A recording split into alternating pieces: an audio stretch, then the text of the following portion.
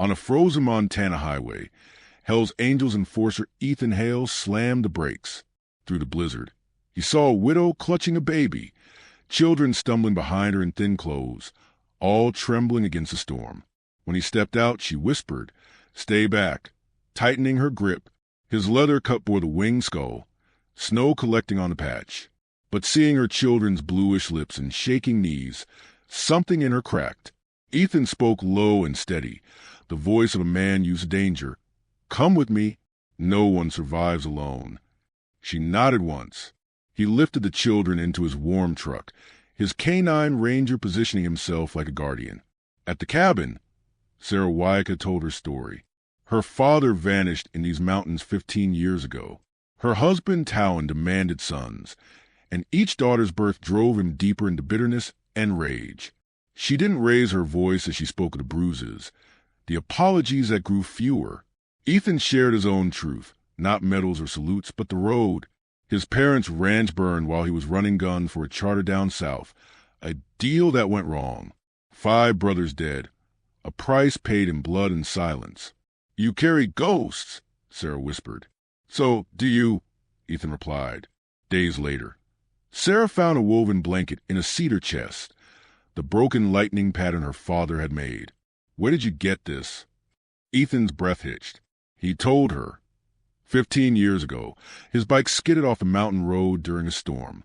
A Lakota man wrapped him in that blanket. Tried to pull him free, but the ground gave way. "Your father died saving me," Ethan said, voice breaking. "I've carried that every day." Sarah's eyes glistened. "I'm not forgiving you. Not tonight. But the children need warmth." She turned back toward the cabin. Days found their rhythm until Talon arrived with the sheriff. But Sheriff Maddox saw the children recoil, saw Sarah's fading bruises, saw the fear. He glanced once at Ethan's cut, then back at Talon. "I'm opening a file for domestic abuse," he said flatly. In court, Judge Rohr listened to Sarah's steady testimony, saw the truth no one could deny. Full custody granted to the mother. Protective order effective immediately.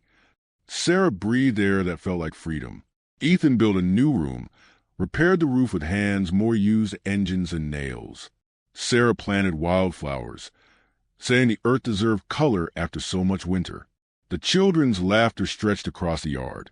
Spring came gently. They rode to the reservation where Sarah's mother Marianne waited.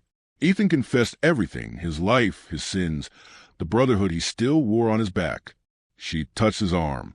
He returned to the earth protecting another life. That is a warrior's passing. That evening, elders draped a star quilt over Ethan and Sarah's shoulders, joining them in marriage. A circle formed, chanting blessings. Back at the ranch, Sarah's hand found Ethan's.